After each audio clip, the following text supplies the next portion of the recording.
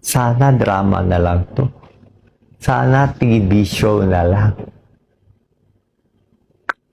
All these food, they taste like metal. This watermelon for you tastes ordinary, but for me,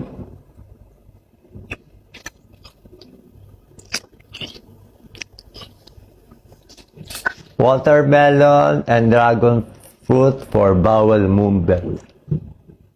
That is the correct process of healing. You should defecate, pass your bowels, and urinate every day. Get all the toxins out.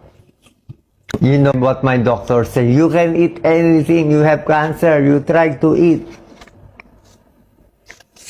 Even if no taste, I try and try to eat. If I don't eat, I will die. These are my medicines. I will take it in front of you.